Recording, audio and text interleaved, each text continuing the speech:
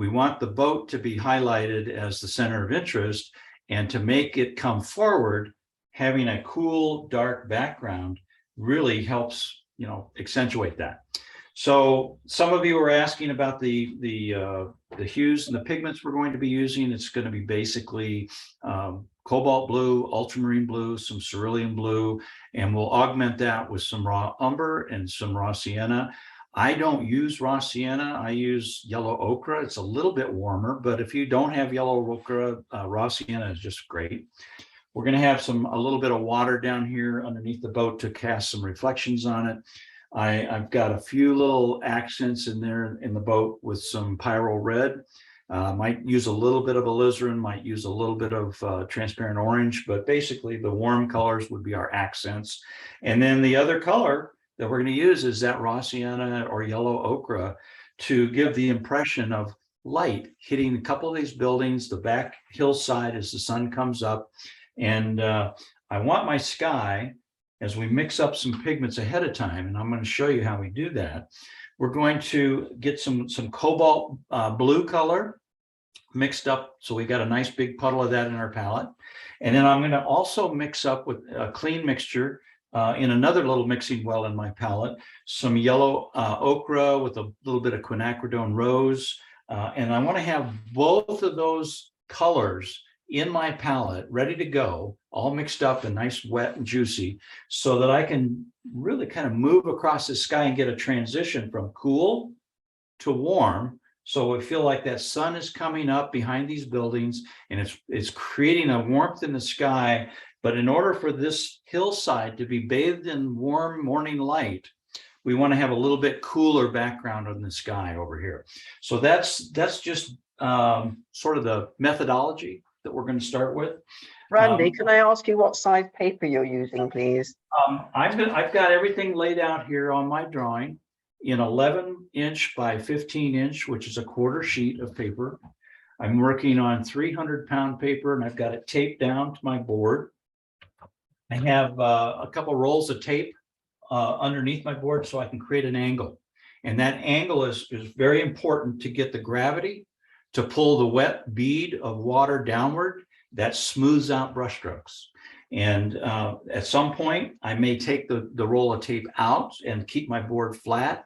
But if I want, the bead of water to be rolling downhill and smoothing out brushstrokes, it's nice to have a little bit of elevation to your board. So if you've got a salt and pepper shaker, you've got an extra brush handle or a tube of paint or a roll of tape, stick it under your board at the top so you get just a slight angle, so that the gravity will be able to take effect and start pulling the pigments and the wet water down across the dry paper. This was the sample that I did earlier.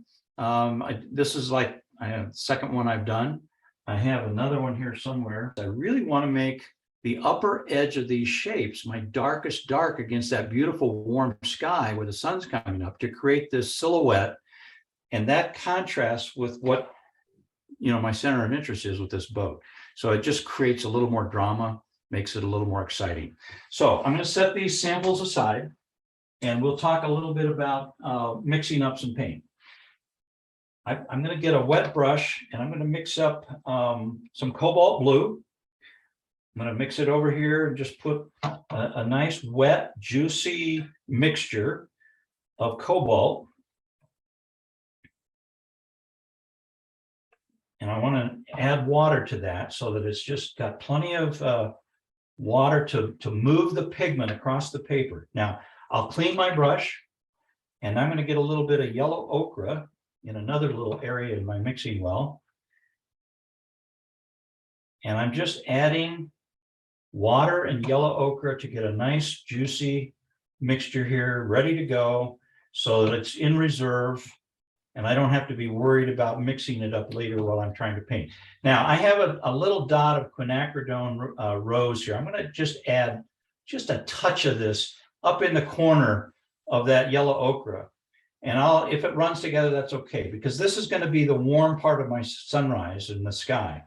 So now I really want to use a mop brush to come horizontally, from left to right, right to left across my sky. And I'll start with the cool cobalt, And we're going to start up here, and I'm just going to take my brush and get a nice cool color kind of coming across the dry paper. And I'm just going to move this across and then clean my brush a little bit and pick up some of this yellow ochre and come in from the other side. Yellow ochre, it has a warmth to it. I'm going to add just a touch of this quinacridone rose right up here at the top of the page. And then as I come down, my yellow ochre will get a little stronger. And I'm just going to go right across these buildings into my little peak of the mountainside that's in there, or the hillside. And now I'm going to take this brush, this wet, and bring it right in and touch the bottom of that cobalt that I put on there and drag it right across that hillside and go across the top of these buildings. I don't want to paint into these buildings yet because that's going to be have some little sparkle of white negative shape. But I'll go back and clean my brush now, wipe all the water off and pick up a little bit of this cobalt and just drop it in and let it start running down and let gravity pull it down across these buildings. And we'll just let this all just come in around the boat and not worry about, and I'll take it down to the seawall. There's a seawall about halfway down. And I think that's about where I want it to be. And I'm going to let you do this yourself. And I just want to get enough water and blue on the left side so that it really feels like there's a transition from the right to the left, of warm to cool. Put a little stronger yellow ochre in there, drag some of this blue across so it blends, and it just has a nice neutral mix to it. I'll come back and just add a touch of the pink. I don't want to just put raw pink on here. I'm going to mix it in with the yellow ochre and just drag that across the top and let the gravity pull that down into the sky. And we'll leave it at that.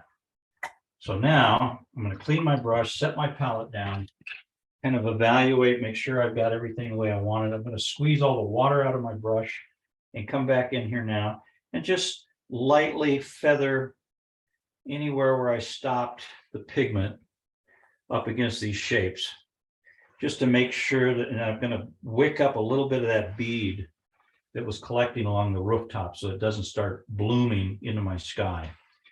So there you go. That's basically my sky. And I'm going to let you guys take a shot at this. So if you're ready and you've mixed up some of this pigment, go ahead and have fun with this, but try to get your sky to go from cool on the left to warm on the right.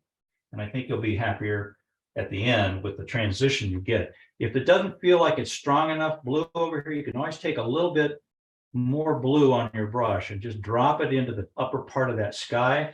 And because my board is elevated, the water is being pulled downhill across the warmer part of the sky, and it just blends and softens very nicely. So you don't have to worry about it having any kind of a transition. It does it on its own. All right. Hopefully everybody was able to hear my spiel, and you can go ahead and get started with this.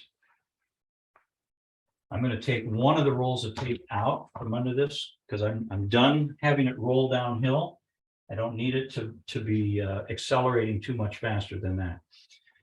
So I'm just going to soften a couple of these lines and let it settle down and settle into the tooth of the paper. Somebody was asking earlier about what paper I'm working on. I usually like to work on Fabriano cold press. Couldn't get any of the Kilimanjaro here in the United States, which is made by Fabriano. I like it. It's a bright white paper. It's been back ordered for a couple months. So I'm working on Arch's hot press today, 300 pound. But it really doesn't matter what you're working on as long as you're comfortable with the paper you're working with. Now, I want to make sure that my painting is dry enough to be able to go on and put my big shapes in for my buildings, because that's pretty important. I think what I want to do next, though, is take a big brush And I'm going to put some stronger warmth in here because I've got a nice warm underpainting. I'm going to take some yellow ochre, just like we did with our sky. And I want to come down across some of these buildings here and just put my lightest color on the seawall. And I'm not trying to be very careful. I'm just painting around these little boat shapes that I had painted in here.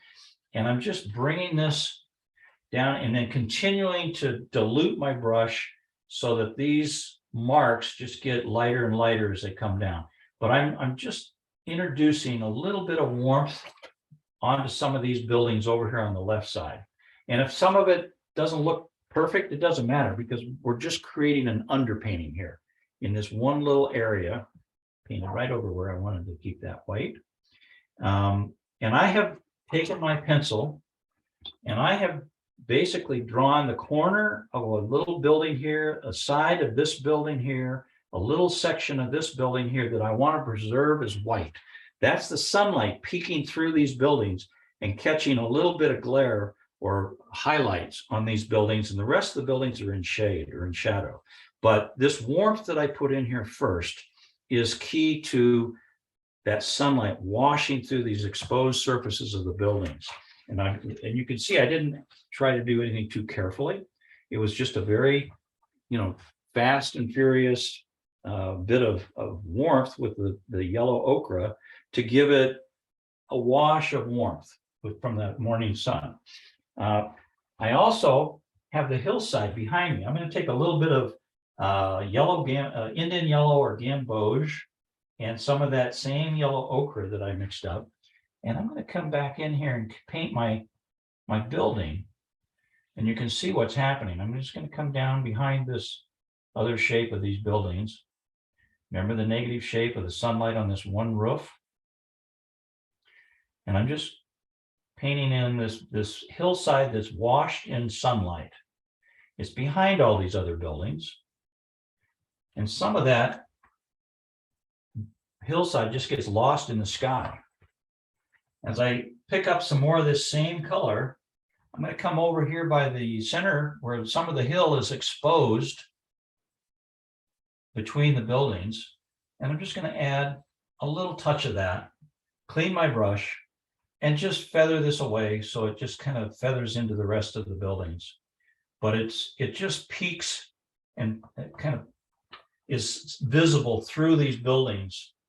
And right now we don't see where the buildings are dark, but we're just creating a little hint of that hillside as a continuation across. We'll let that dry. Go ahead and do that. And then we'll start working on our dark buildings. I'm going to dry this fairly quickly so that we can move on, and it won't take you very long to do that. If you use a little bit of the raw sienna with some yellow in it, or I used a little bit of gamboge with some yellow ochre, either one of those color combinations will do the same thing, but you can see it's a little bit darker than the sky, but it has some warmth to it. And that's going to be beyond the buildings that are in silhouette where the sun is capturing them. We'll come back in and we'll put a little orange and some other darker burnt siennas in there. But for now, this is just the underpainting of that far hillside. Now, the next step is going to require probably a flat. I would like to see everybody use a flat. And the reason is we can use the corner of our flat, we can use the broad edge of the flat, or we can use the thin, narrow part of the flat to control and paint these buildings. We want to have a lot of variety in this dark, cool shape. It's a big shape that goes all the way across the painting behind this big boat. But each one of these buildings is going to have a different degree of light bouncing around down towards the base of the buildings. That's bounce light, reflected light, whatever you want to call it. But as we start really dark and cool at the rooftops, because that's where the silhouette is, as the building comes vertically down towards the seawalls, it starts to get more of that reflected light. And that's where we would enter and mix in some raw umber, a little bit of raw sienna, or maybe yellow ochre with our blues to make them feel a little warmer. Whereas the top edge of the rooftops, the chimneys, the thing that really telegraphs to the viewer that we're looking at an entire village is the rooftop definition. To do that, I'm going to mix up in my palette. I'm going to take my handy tissue here and wick up some of this excess water that's in my palette. I'm going to pull my camera back a little bit so you can see what I'm about to do. I'm going to take just a nice utility flat brush that I use here and get some cobalt. Mix that up, get it fairly dark. Probably add a little bit of ultramarine to that. If you ever want anything to be darker, add ultramarine to it. It just takes things down in value very, very quickly. I want to add just a touch of bright violet, or you can use the quinacridone rose if you want to do it, just at the upper edge of these buildings to give them their darkest dark. I'm going to come in behind this chimney, come down the shape of the rooftop, come in behind this little chimney that's here in the foreground, if you create a negative shape, and bring this over. This is the dark side of this building, and I'm going to come in underneath the overhang. And you can see how that flat really helps me define some of these edges. There's a little bit of shadow there. I can continue with this building coming across the rooftop. Get all these different little shapes for these chimneys. Got all different sizes. And I'm going to leave a little sliver on this gable here that is in sunlight. And I'll bring this vertically down towards the next little building that's kind of adjacent to this. Bring this over. I've got a little bit of overhang there that's casting a shadow.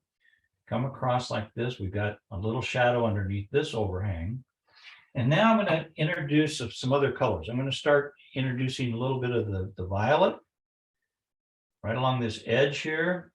I'll clean my brush a bit and add some raw umber. And you see what happens when you add a little bit of that raw, almost a goldish quality to that just warms things up as we start getting down towards the seawall and everything's in shadow. It's also neutralizing. It's not all that bright. So just add a little bit of the yellow ochre into that violet in there. And I want to get a little bit of dark shadow coming across here. And then we come back up this side. I'm going to go back and get some darker blue, because this is the top of this next building. So it's going to be very, very dark. And the chimneys are coming right out of that shape. And down around this. And the idea is using this flat, you've got plenty of water, plenty of pigment on your brush. It probably is not going to dry dark enough. So we've got to come back in and get a little bit darker value and drop some of that in there while it's still wet. We got all these different little shapes of chimneys. We don't know what all they are. It's just, we'll leave it to the viewer's imagination. I need to continue bring this down across here as building shapes. And I want to get a little bit of the burnt sienna in there possibly, just to give it sort of a bronzy look. We'll add some of that up in here. And then as we come over towards the right underneath this, what do you call it? The radar thing. We'll get a little more cool with, and maybe I'll add a little bit of cerulean. Drop some of the burnt sienna in here. I like that burnt sienna. It has a really nice glow to it. And it's just a big puddle of water here, so that all these shapes and these colors are rich and they're all running together. There's a shadow coming cast across here, so I'm going to get this a little darker. We don't know what's all this going on down here, but there's some things in between the seawall here that just is dark. And we'll allow this. I'm going to put a little bit of, this is all in shadow as well. This is a little add-on to the back side of this other building.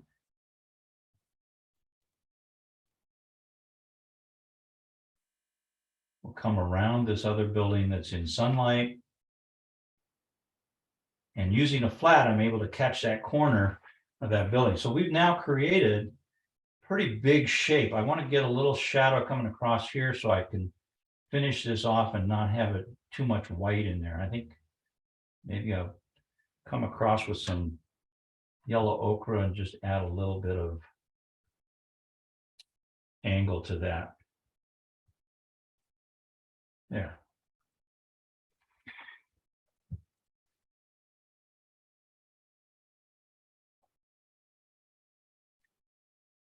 Nice and dark.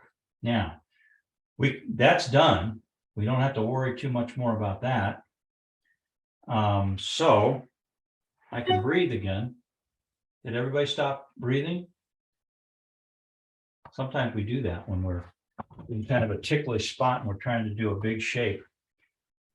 I'm going to continue with this over here, but I'm going to let you do this. You want to preserve this pigments that you're working with and keep them fairly consistent on the other side. Just because I stopped here doesn't mean I don't want to continue with this this deeper blue, but I'm going to pick up a little bit of that quinacridone rose in there, and I'm going to create some shapes here for my other buildings that are over here on the other side. And I lightly penciled in a profile of my buildings. I'm going to add some of that warm, what do you call it, burnt sienna, and then add a little bit of cobalt to that as well. I don't know if my picture's all cockeyed there. There we go.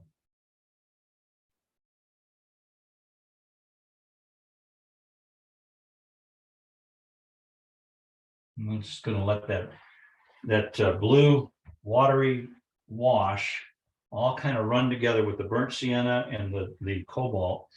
And I got to finish these buildings so they come down behind this seawall. And I want to get a little more cool in here with some cobalt. And we'll just create some chimneys, redefine this angle of this rooftop. There we go. That's very, very wet. So I'm going to just throw a little bit of cobalt in here that I had on my brush while it's still wet, just so it has some coolness in it.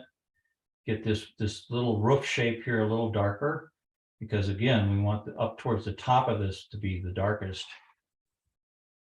It looks pretty dark, but believe it or not, this is going to dry kind of just about the right value. All right, I'm going to clean my brush, set everything down. Time for you to go to work. I want you to create this kind of interesting shape. Leave this building here that's in sunlight. It's got a chimney coming up. Leave that as a negative shape. Leave some of the edges of the corners of these buildings white so that it feels like the sun is hitting those corners. You only need a couple and it tells a story. The rest of it's all one big shape. But while you're using this really wet, rich mix of blues, you can go drop in a little bit of burnt sienna. You can drop in a little bit of raw umber, or you can drop in a little bit of raw sienna. Either way, you can see it gives a little bit of warm glow in with that cool mix of your wash. So we're going to come back and paint the seawall in here below this.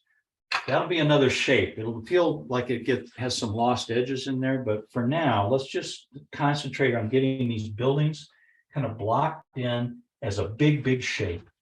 And I'm going to extend this down here and behind this boat a little bit. I just realized I kind of left this out, and that having a dark shape up against the edge of that boat is going to be really handy later when we start coming in around these edges. There we go. I'm going to put my roll of tape back underneath my board so that I have a nice slope to my angle to my board. See if I can push this up a little farther. There, you can see the whole painting now. The next step I'm going to mix is a little bit of warmth on this seawall, but it's still going to have it'll be lighter in value and it'll be cooler because it's in the distance. But I might use a little bit of cerulean blue with a little bit of raw umber. It's sort of a middle ground color. So you can see it still, but it's not nearly as dark as the original buildings behind it. And I'm going to add a little bit of raw sienna, yellow ochre, in a couple of spots to warm this up a little bit. Over here, I want to bring this in behind this boat with some cobalt and some of that raw sienna. And we'll really define the bow of this little extra boat that's sitting there. Drop in a little bit more of that warmth back in here behind it. And then while that's sitting there, I'll just take some of this cobalt that I have in my palette and just drop it into that wet puddle. And it just kind of takes it down so it's not a real bright color, but it's warmer than the buildings in the background. And then I'll just keep coming down beneath this boat. And I want to, hopefully you've got a reference there near you. I'm going to prop mine up in front of me here just so I can make sure I've got true to my plan. If you've done a thumbnail sketch, it's important to, kind of have a plan. And I'm going to define the edge of my boat here with some nice cool color with some raw umber mixed in. That raw umber darkens it, comes across, and I'm just going to pull this down vertically. Helps to use a big brush. You can get more work done quicker with a big brush than a little brush. But remember, this is all pretty wet back in here. So I'm going to use a little bit of cerulean while it's really wet and let that just kind of run into this wet shape. And I have to kind of outline my shape of my boat to make sure it's fairly accurate. But because I'm adding a lot of water and some cerulean blue to this, and I'm pulling it vertically, I'm getting all these different little runs. And I'll come back in and I'll add a little bit of raw umber to this, and it mixes with that wet cerulean blue, and it gives a really beautiful little wash, and it remains cool. Now, as I get down here, I'm going to leave the white of the paper in a couple places where this puddle is beneath the boat. I'm going to leave the paper absolutely dry there, and we'll just keep pulling this vertically, and you can see the water just runs in rivulets downhill. It gives a real soft effect. And I'm doing wet on dry paper here. The wet on dry paper allows me to get a beautiful kind of mingling and mix of colors all on the paper as I move from right to left across the surface of my paper. Now, as I get over in this area, I want to get this a little warmer. So I'm just adding a very quick, using whatever junk I have in my palette here for the raw sienna. I'm just going to get plenty of it on my brush and kind of come across with this as an underpainting, then go back to my raw umber, and I'm going to get right behind this boat, the keel of the boat, and just drop this in as a nice rich dark. Add more cerulean blue to it. Got to get a little more cobalt and cerulean going together into this dark to create a nice little shadow underneath the keel. And then I'll take the big brush again and just start working with some very nice light cerulean blue water, very wet, and just kind of keep going horizontally back and forth with the edge of my brush to create these nice little wet shapes that come across the beach or the mud flat. And where it hits the wet surface where I dragged that raw sienna in there earlier, all that cerulean blue starts to run downhill because my board is elevated. And that elevation and the gravity works together to create this beautiful little rivulets of water that become wet and wet because I've just now wetted the surface with my wash that I put on there. And by introducing these other colors, I am now introducing some really nice, rich warms mingling with the cools across this mud flat. Now, I want to get a little bit more gold and rich back in here, so I'm going to add more of the raw umber, kind of a more dominance of that, and then come back with some cerulean blue. So all of this foreground was done very quickly, wet on dry paper, just very gently going back and forth, left to right, right to left, adding these either warms or cools. But the idea is you want to eventually end up with something that's a little cooler than warm. And I'm going to come back in with my cerulean, where now that I've wet this, come in underneath that boat. I'm going to leave, there's a big buoy or something on the side of this boat, so I want to preserve a shape for the reds. But I'll stick that in there. I'm going to add just a touch of pink in this, because I've got a red something on the side of this boat here. So we want to get a little bit of orange maybe into the beach, almost like a little bit of a reflection coming across.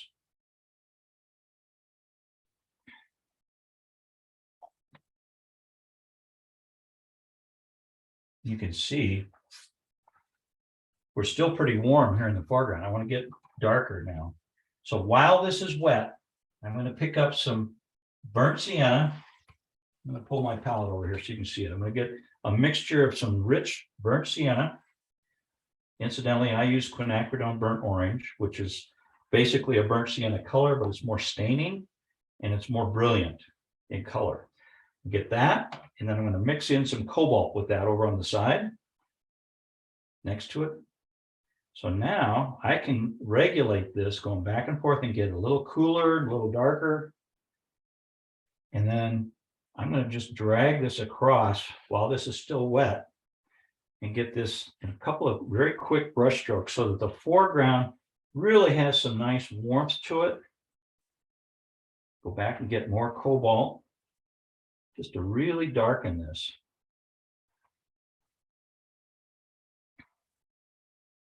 I think we'll just put a few darks in here just with while it's wet.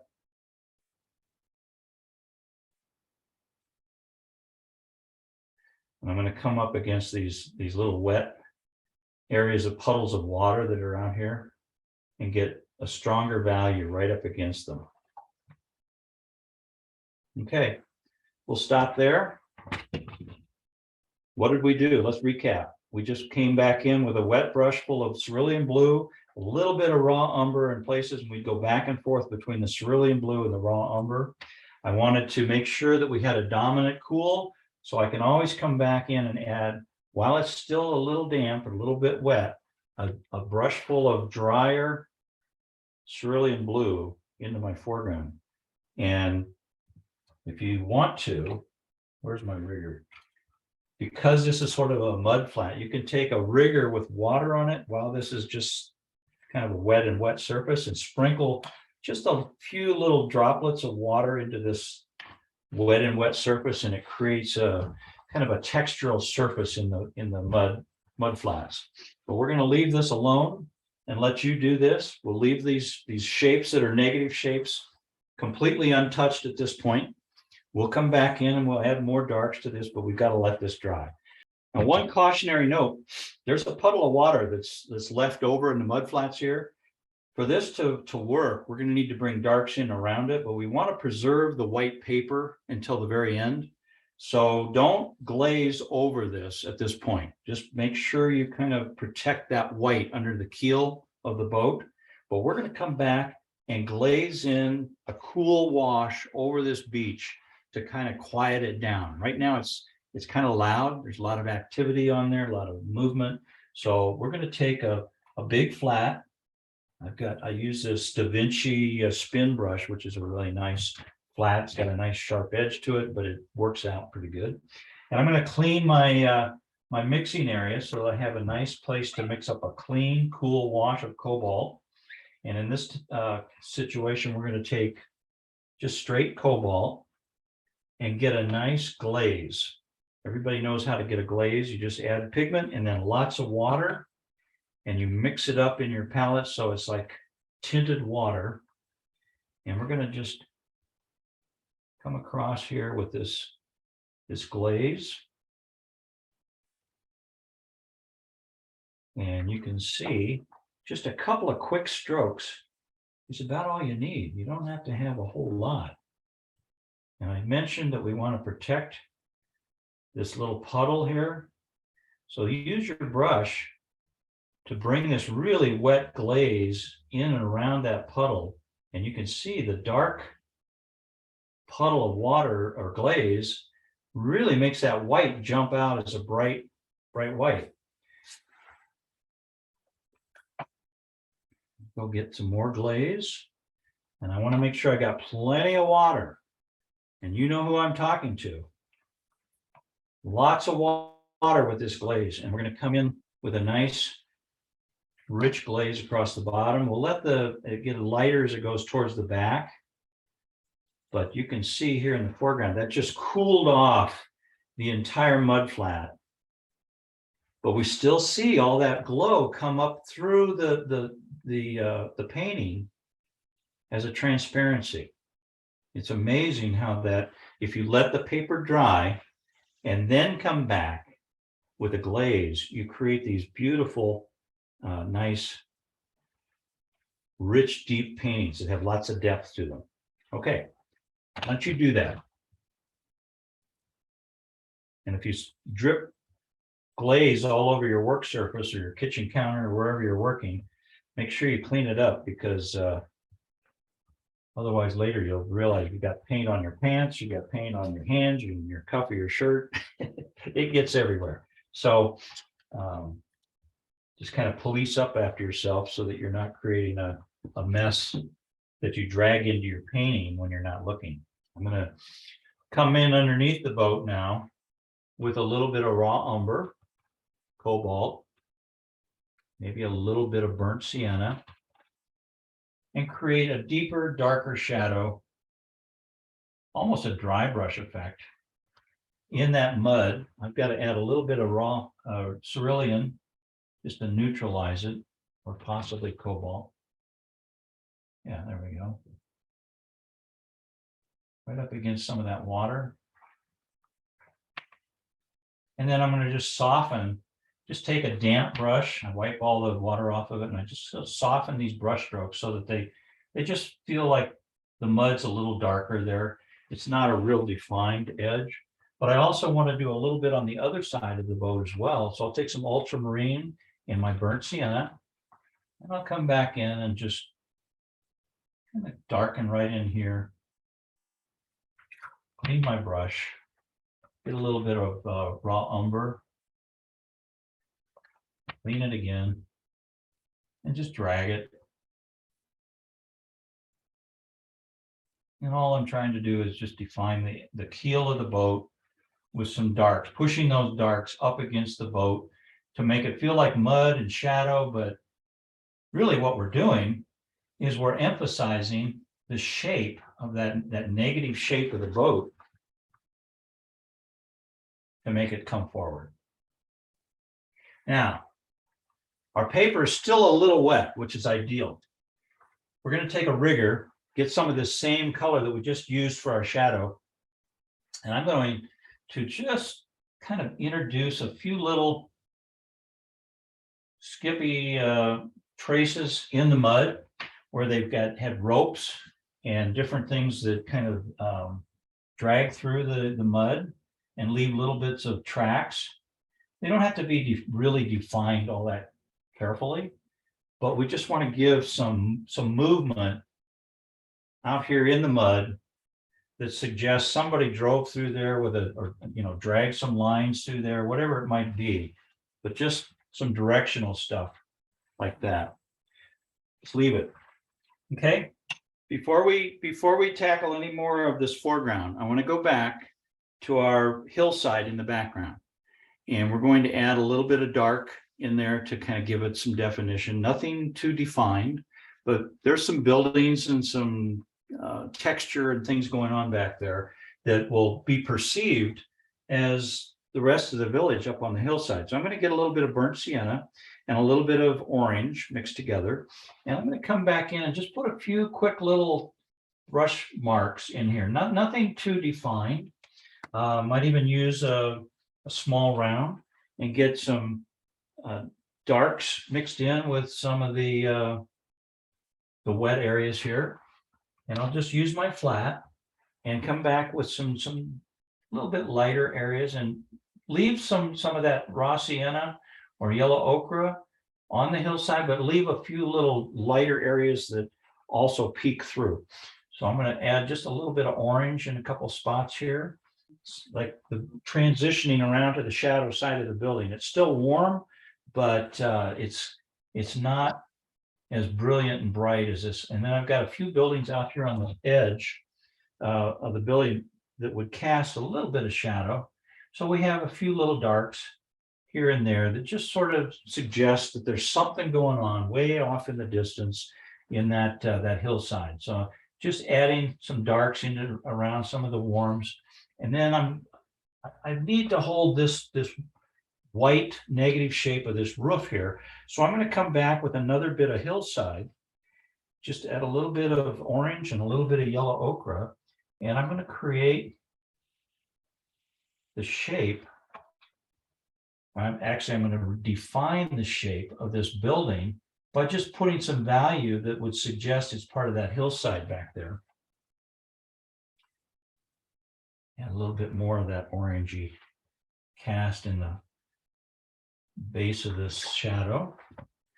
Just get rid of that edge back there, let it kind of come right up into the sky. Get a little darker as it comes in behind this rooftop. Hopefully you can see past my arm.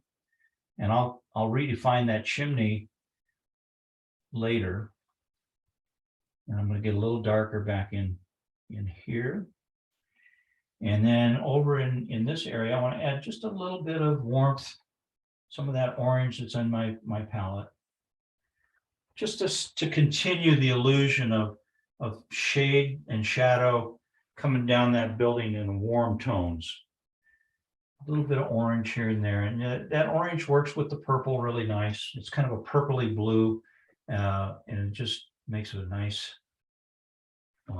transition as we come into the distance. I'm going to drag some of these buildings, some of the tone from the building right across that warmth. So we kind of lose this edge over here, clear over on the right. That takes care of defining our hillside in the background. So it isn't just a kind of a random warm shape. It has actually some rhyme and reason to it. Now, using a lot of the same colors that I just mixed up, we're going to come in and handle just some shadows in between these pilings, a little bit of the shadow that's cast underneath the overhang. And I'll come back in and we'll just kind of include a little bit of shadow underneath this guy. And I'm just going to kind of put a little tone on the face of this building so it doesn't feel like as bright as the roof. And I'll come back up in the shadow side of the chimney, just add a little bit of orange there just to give it a little bit of dimension. And then I'm going to add just some darks where the doors and the windows would be. We'll come back in and add some more dark later. That was wet, so those will just kind of run all over the place and not be too perfectly defined. But it just gives a little bit of warmth. Might add just a touch of what do you call it? Raw umber underneath here, just to darken it up underneath that overhang, so that it doesn't become this. And you don't want to do it the same amount of value all the way across. Just a little bit in that wet area, just dark up against that roof line gives a nice definition. There's something going on back here behind this wall. So I'm going to add a little bit of warmth there. Maybe it's bits and pieces of the building. Doesn't really matter. We're just kind of throwing some darks and some warms into those dark cools just to create the illusion of something happening back there. All right, now behind this seawall, we're going to get a little darker. Burnt sienna, a little cobalt. I want to come back in and really put some darks down in the shadows here that kind of come up the side of that hill, add a little bit of water to it so it just softens it. And then all these pilings have a little bit of shadow. I'm not going to worry too much about how accurate they are. I just want to add a little bit of dark, and we'll come down with some shadow on the side of these guys. So we start to see, and we'll come back and redefine these a little bit, but we've got some dark shapes coming down vertically. Some are a little darker than others. And I want to add a little cobalt to those darks to really give them some richness in between the pilings. There's a little bit of shadow going up there, but it's so wet, it just kind of runs. It's not really all that critical to be that. And we don't want it to be that accurate. We want to just give the impression of some shadows back in there. Come across the base of this seawall with a little bit of cobalt. We'll add a little cobalt into these shadows now. And that dark, we're going to run right up against the side of this boat. And we're going to just take that value and bring it over the top, just so that we're creating a really nice glaze around that boat that's cooler. And I'm adding just a little bit at the top of the edge of this embankment here. And come in over the top of this boat with some dark. Go back to my cobalt. And just really kind of create a darker value so that it just really kind of highlights the fact that there's these white shapes that are back there that are boats without getting too defined. I'm just going to drop some water in between these pilings. So it's very wet. It's just sort of an illusion that there's some pilings there without being too obvious. We'll come back and put some shadows in there later. But now you can see how we've darkened a lot of this. It's wet, but it kind of solves some of those problems. I'm going to come back in with a little bit of darker value right behind the seawall to make that seawall kind of stand out. There we go. Just that it was wet. So all I had to do was just drop a little value in there and it pulls this shape forward. We'll glaze over that soon. This other wall, I'm going to take whatever's on my brush and just drag it across this to create a couple of stripes coming down that just lose part of the edges. It softens that edge a little bit so it isn't quite so strong. Pull some of this into the top above that boat so that we have a nice shape emerging. And I'll clean that boat up with a magic eraser later so that you see it.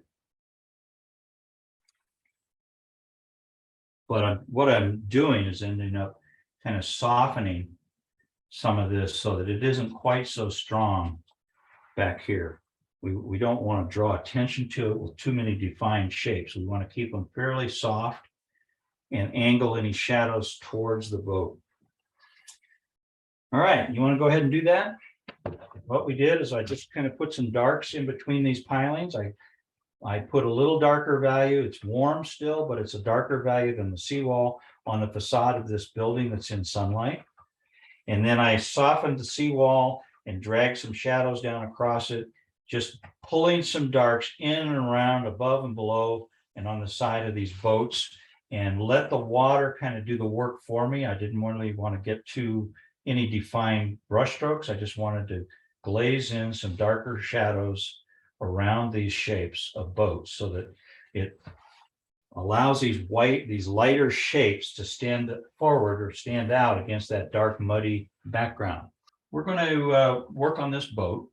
It definitely has a light and shadow side. The light is coming from the right and the shadows will be on the left. So what we want to do is prepare a place in our palette where we can get some clean color. So I'm going to clean my palette, clean an area right here in the middle where I can get a nice cool mixture. I use my brush with water on it just to kind of clean that out. Take a little bit of tissue. I thought I had one here in my hand, and I just clean that out. And I'm going to create a glaze. And I think I'll probably use this 1-inch flat. I want to take a little bit of cerulean blue and really make a very wet glaze out of this. I'll add just a touch of cobalt to that, but that's my glaze. And what I'm going to do is I'm going to take the top half of this boat and right across the pilot house, across these windows, down through the base of the pilot house, come straight down towards the keel, go down a little bit below the deck. Deck I'll leave white. And I'm just going to bring this cool glaze all the way down to where the water line would be, which is going to be red. And I want to leave that white. So we'll just basically allow the water to kind of fill this in. I'm going to take the roll of tape out from underneath there. And just, this is now a wet area that is, the shape of the boat has a cool side. I'm going to get a little bit drier bit of cobalt and come right up against this, the bow and drop in a little bit darker value while it's wet. And let that, I'll just manipulate the board a little bit and let the water move around in that shape so that it grabs that darker pigment and lets it run downhill. Set my palette down and just allow the water to smoothly work into that shape. If it's not, you know, you take a kind of a chance touching this shape with a brush because you might pick up more than you leave, but I'm just making sure that I'm distributing this cooler wash evenly across that part of the boat. We'll end up coming back and putting a glaze over on the right side as well, but this has got to be our underpainting that establishes that this side of the boat is cooler than the right side. And once this dries and has a chance to set in the paper, it'll always be a little cooler than the right side. And that'll really help us define the fact that we now have a light and shadows, a light and shadow side, two different sides of where the light is. And I'm just dropping in a little bit more cobalt. And I definitely want the gravity to smooth out these brush strokes so that it just is a really nice, smooth wash. We'll leave that alone and let it dry. You guys go ahead and do that. And leave the windows alone because we're going to come back in and put some really nice, reflective, juicy darks in those window openings. So I'm going to let this dry while you're painting this, okay? Now, the one thing that while this is wet, I want to point out, I'm going to take a small brush and just grab just a touch of that pink that's in my corner of my palette. I have a little quinacridone rose. And while this pilot house is still a little wet, I'm going to drop some of that pink into that wet area. And that's like bounced light from this really bright red bundle of whatever on the side of this boat. Some of you who are more nautical probably know what that is, but all I want to do is get a little warmth in that side of the shadow part of the blue. And I did that while it was still wet. You can kind of blow on it and smooth it out. It forces the pigment to kind of move evenly into the wet shape.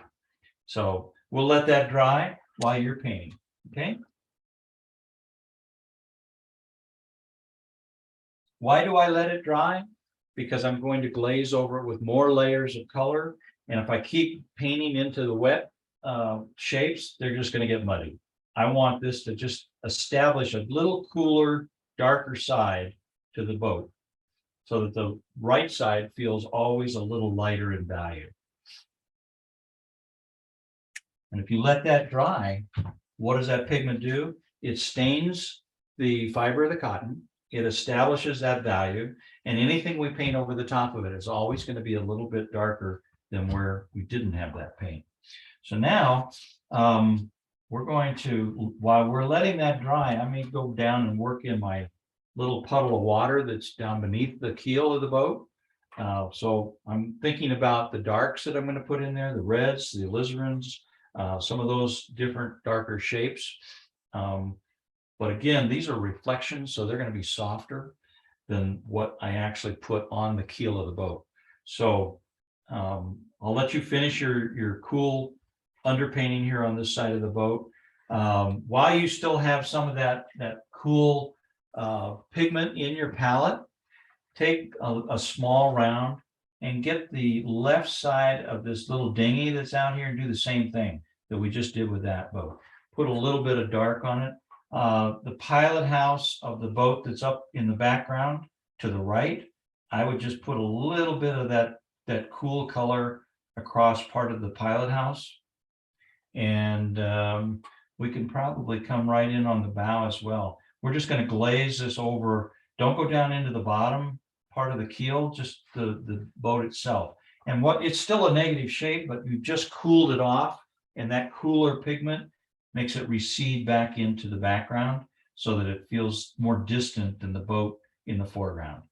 And I'm just using the exact same pigment and glaze that I used for the boat in the center of interest. So now I've got basically the same value of cool wash on all three of those spots of the boat.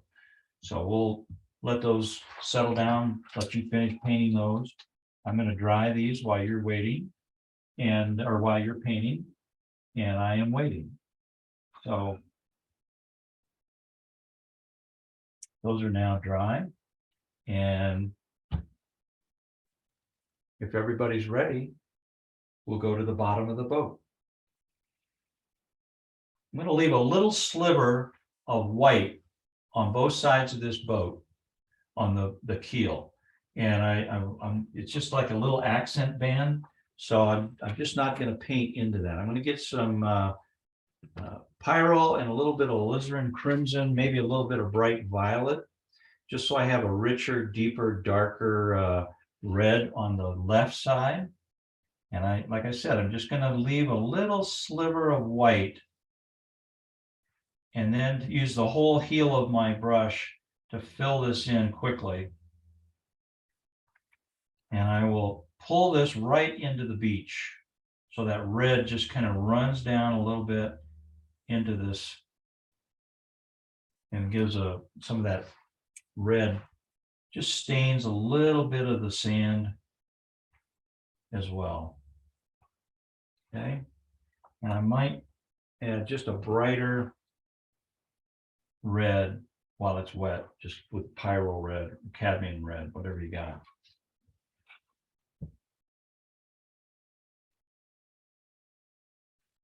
Everybody keeping up on that?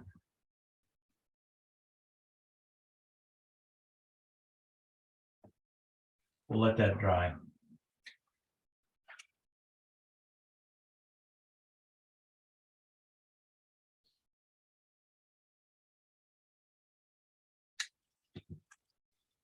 Now, I don't know if you guys picked this up in the drawing, but there's a little band of a slightly lighter blue just above the vertical sides of the boat. So I just took a pencil and kind of defined where that is. And I'm going to take my flat and get a little bit of cobalt and mix that up so it's just a little darker. And I'm going to come in with that now right underneath that line. And you can see, I'll clean my brush and continue pulling it down to the white. Don't go into the white. And now I've got multiple colors of white. It's almost like that light blue is the white fiberglass. It's just in shadow.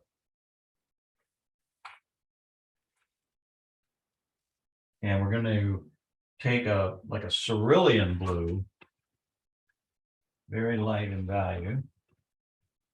Get my palette over here where I can work it, and just get a lot of water, so it's diluted. It's a glaze, and we're going to leave a little sliver of white right on the bow, and come in underneath that line that we just established.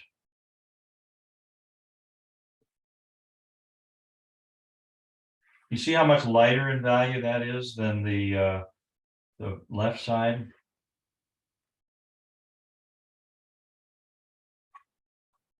And we'll leave that alone, let that dry.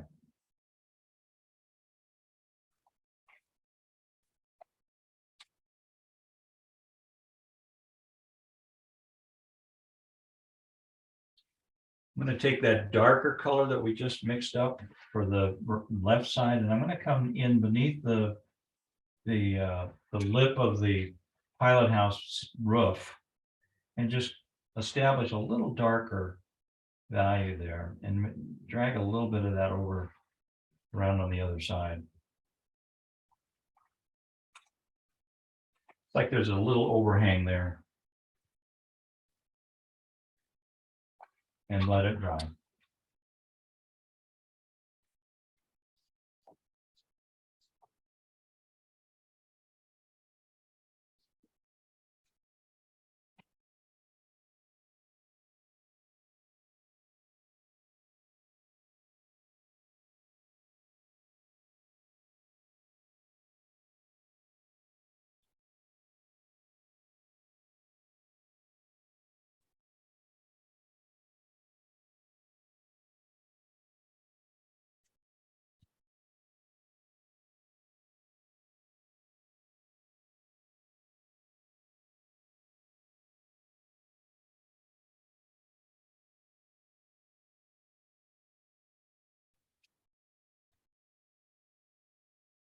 All right.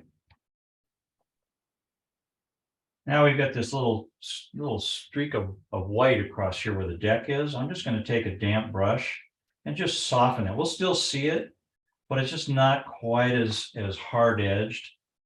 Just by taking a damp brush and kind of smudging that very gently.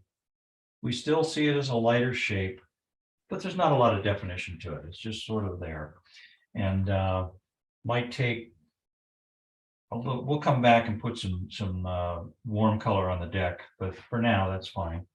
Let's think about this keel on the light side. It's not going to be quite as bright, so we need to add a little bit of water to our orange and cad red, just a warm red, but kind of watered down, not as bright or as saturated as the left side. And I'm going to come back in and just leave that same little tickle of white between the blue and the underside. And I'm going to take a damp brush and just pick up some of that pigment along the bottom edge so that it's a little lighter. It's almost like it's light's hitting the ground, bouncing back up. And then I'll take that same pigment and I'm going to put a little bit of this in the water down below, add just a touch of alizarin, and then just tickle with just a clean damp brush the right edge of that red where it kind of trickles out into the puddle. And I'll take a little bit of burnt sienna and drop a little bit of that into the left side of the keel of that water. And then maybe a little bit of red down in here. Whoop, that's too much. So we'll just take a tissue and pick that up. So we just have sort of a hint of red here and there in the mud. Nothing really defined. It's just wet and soft and a little red. Now at the top of this underside of the keel, I'm going to go back with some alizarin crimson and just really make this kind of dark. Clean my brush, just had a very tiny bit of it there, and then just tickle that with the tip of my brush so that it goes from pretty dark to very, very light in just a fraction of an inch there, so that we really see the undercutting of the shape of the hull, but immediately it's in lighter value where the light's hitting the underside of it. There we go. All right. I'm going to finish that up, and then right underneath the keel in the water, we can add a little bit of dark in here just to kind of get that mud warm but darker. I'm using burnt sienna.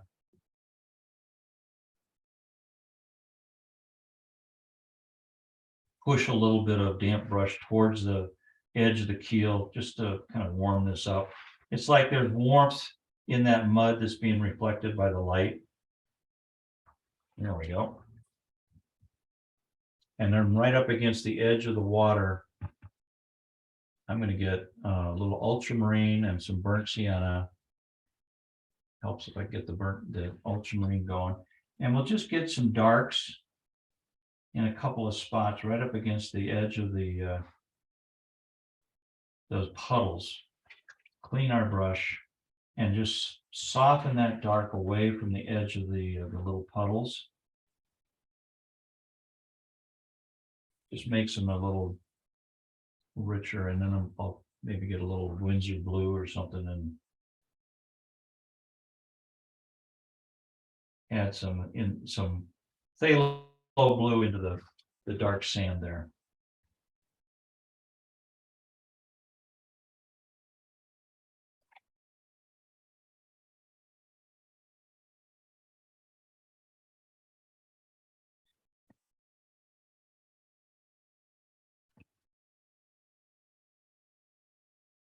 All right.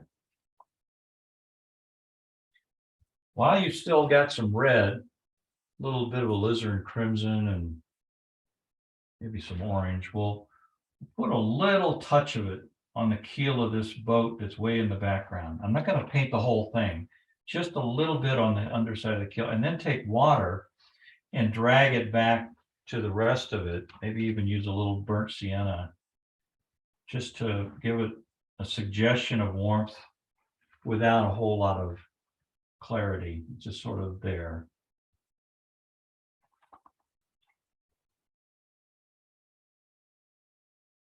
And then underneath it, I'm going to put a little bit in the sand along the bottom edge of the boat.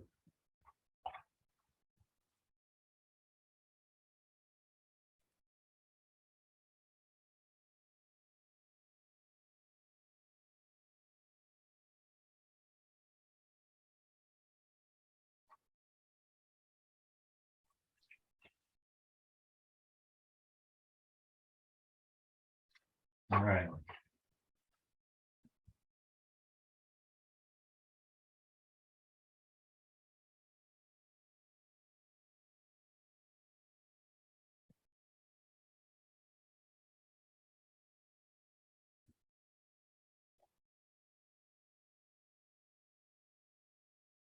Let's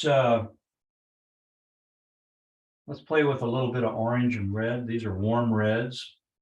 I want to mix up maybe a little orange with my pyro red. Maybe add a little touch of quinacridone burnt orange, which is a staining burnt sienna color.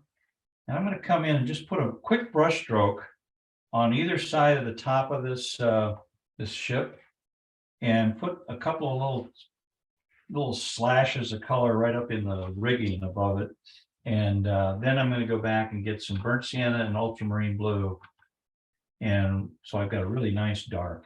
And I'm going to come in underneath those little marks with some dry brush and just create the illusion of some gear and some things in shadow up here in the rigging. And underneath the radar dome, I'll put a little bit of dark, and it's just a quick slash. You don't need to do a whole lot, maybe something above. And then as we get up into the sky, I'm going to take my brush and just kind of set it down to make these little transponders that are on little, I don't know, something coming off the mast.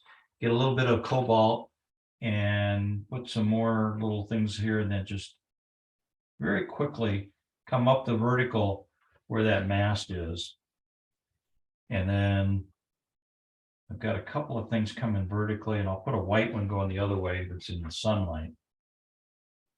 But that basically is the about all you have to do for the rigging. And I'm just softening some of these edges so that they go into the dark of the buildings behind it. So that just really makes that stand out a little bit more. While I'm working with this dark, I'm going to take my burnt sienna and a little bit of ultramarine, and I want to create, there's a little window that we're looking at that goes out the back of the pilot house. And as we look through this window, we're going to see that come through as a negative shape. So I'm going to paint around this, come in with some darks. And I want to, before I paint the whole thing, I'm going to go back and get some more burnt sienna and really warm this up with some bronzy burnt sienna that establishes the fact that it's not all just dark. It's got some light within it. And I will leave that little square there. I'll come back and put some turquoise and some other colors in there. And then I'm going to get my brush pretty wet, get a little bit of burnt ultramarine in it, and come back in and do this window. And I want to just clean my brush and add water to this and just let it get really wet, and maybe add a little bit of red in there. I don't know, maybe a little bit of green. We'll just, anything to change up that really wet puddle, maybe add a little bit of cerulean. But now all of these colors are going to mingle and mix and create sort of an interesting collage of mixture that suggests that there's light inside there filtering through that pilot house. When it dries, it'll have its own little character.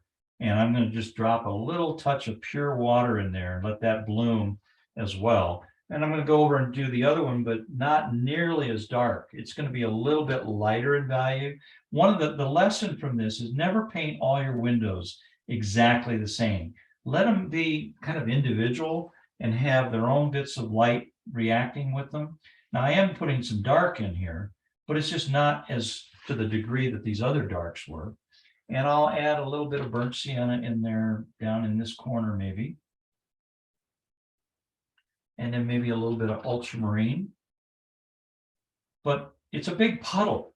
And I'm just dropping in different colors in here and letting the colors interact and play among themselves to discover and kind of establish their own amounts of dark and light that replicates some reflection. So I'm going to get a little of this really dark turquoise, drop that in there. And then once this dries, I'm going to glaze over that, and that door that we are seeing through the window will just barely be visible, but it'll have its own bit of character. I'm going to go back and mix up my burnt sienna and ultramarine blue and just reestablish a little bit of shadow up here on the pilot house roof, just to say that, whoops, I just dropped my brush on there. That happens. Tell me anybody who hasn't had that happen. But it, if you catch it quick enough, it's not a problem. Now I'm going to pick up some raw umber, which is, remember, it's kind of a goldish clay color. And I'm going to create the deck, and then I'll get a yellow ochre, which is a little bit lighter and warmer on the other side. There's my deck, and I'm just going to clean my brush and soften that up into the pilot house. So it's almost like light is reflecting up onto the vertical surface of the pilot house. Okay. Maybe add a little bit of burnt sienna right on the edge here. Brings that forward nicely. And then, all right. Windows back here, this guy in the way in the background. We'll just put a couple of quick slashes for windows on that pilot house of that boat. And get a little darker under this boat just to create a bit of shadow there, but soften it with a little bit of water. That little bit of dark that I just put on there anchors that. Same with the other one. I'm going to need to clean it up a little bit because it got a little ragged, but I'm going to nevertheless put some darks in underneath it, clean my brush, and just blend that dark into the tidal basin there. So it's just all part of the mud. We'll do the same thing with this other boat. I'm going to come back in and put a little bit of dark in here and come underneath it and just drag my brush across so it just softens that edge and just anchors that with a nice dark value. couple places. There we go. All right, we're going to put some nice red on this while we're waiting for this other stuff to dry. I'm going to get my really bright red, warm color up here for this bundle of life preserver or whatever it might be. And we'll get, as we come down into the bottom of this thing, I'm going to use a alizarin crimson and some bright violet and get darker as it gets down onto the deck, and probably a drier alizarin crimson to get it a little darker.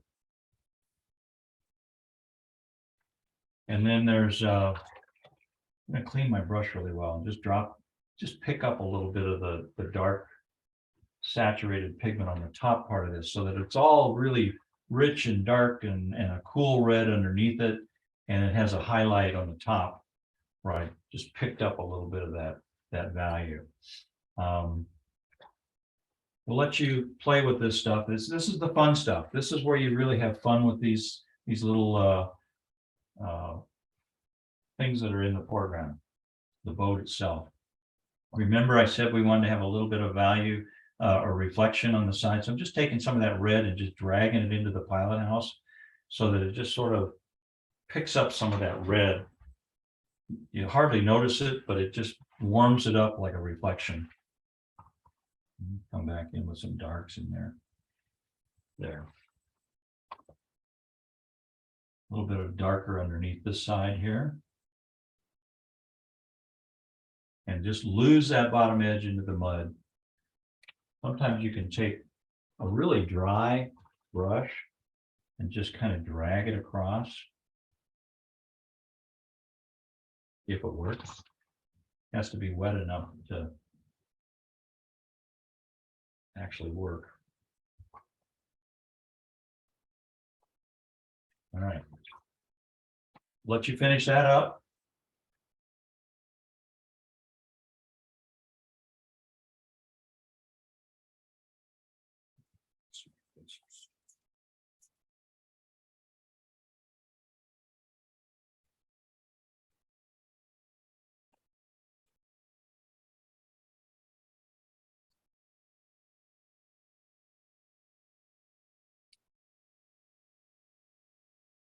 We talked about this square of light coming through. I'm just going to take a clean flat brush. You can use a round if you want, but I'm just going to drag it across that opening. And I'm going to put a little bit of cobalt teal in there just to kind of give it some warmth. But I'm softening the edge so you really don't quite, you just notice that there's some light through there. It doesn't really define it perfectly.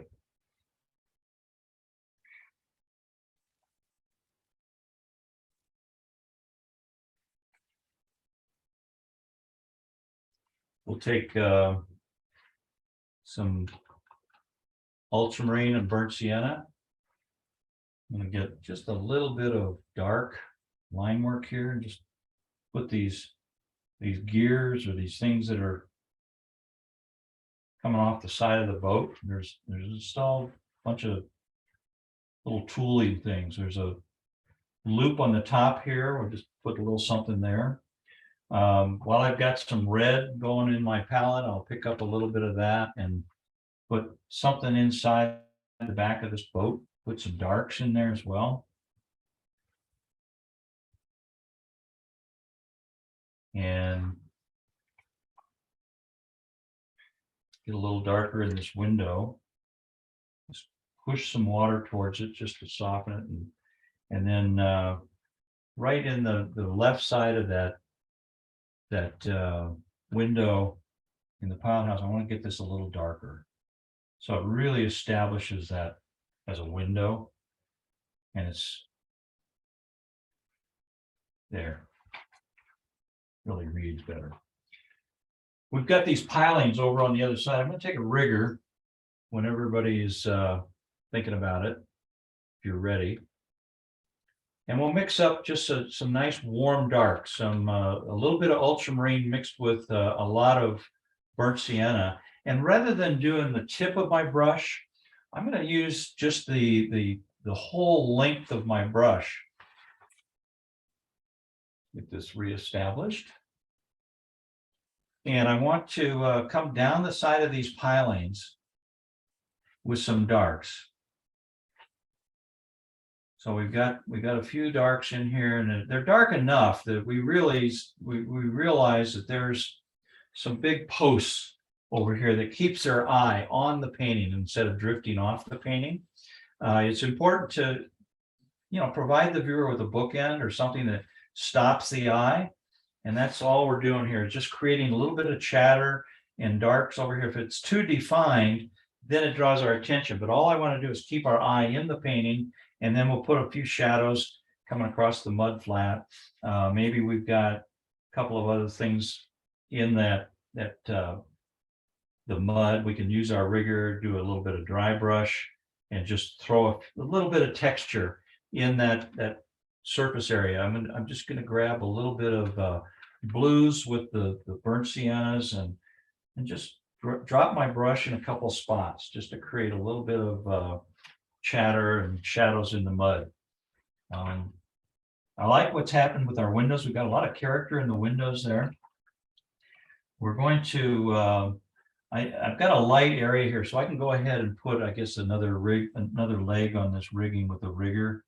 I'll just bring it down, and I'll put a few little structural things in here just to tell the viewer that they've got some structure above this ship. And I think we're pretty close to being done. Now when the water goes out, the tide goes out, these boats are moored with floating moors, and we've got to get the lines that are draped across the mud. And this one had two lines, one sagging down, one stretched a little more taut. So I want to get some warmth in that line to make it come forward. So I'm going to get a little bit of the burnt sienna, maybe dip it in a little bit of the red. And I'm going to come back down and just bring this line down towards the mud. Let it come up out of the mud. And then the one that's next to it, that's up in the air a little bit, I'm going to add a little bit of ultramarine to that mixture, so that this one is kind of drifting off out of the picture. And I'm going to put a little dark down in the mud here where these are kind of dipping in and out of the mud. And that does it. I'm going to take our mast a little bit higher, just with the tip of my rigger, kind of take it off the page, right out of the frame, and maybe put a little dark back in here underneath this this little red accent. And I think we're done.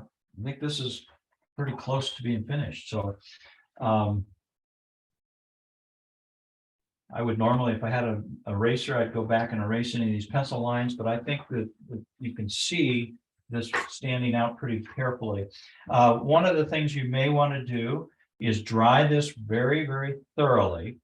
And then if you want to pull out any negative shapes like these boats or anything, this is where I would take a thinner piece of masking tape, and be sure you take some of the stickum off of this. Like I put it on my the surface I'm working on here, just maybe a little bit of a cotton rag or something. And then you can actually stick this and outline a particular shape. In this case, it might be the radar. And I would just outline it, or bracket it. And then take a magic eraser, fresh water, squeeze all the water out, make sure your hands are dry, and then very gently lift the pigment so you get that white on one side at least, enough to define the shape. You don't have to do the entire shape, but when you pull the tape up, all of a sudden that, I'm going to heat this so it doesn't pull my paper up. The white just pops. And if you had whitewash, you might put a few little tickles of sparkle on some of this superstructure. But that gives you an idea of how to kind of give a little sparkle to your boat, which is your center of interest.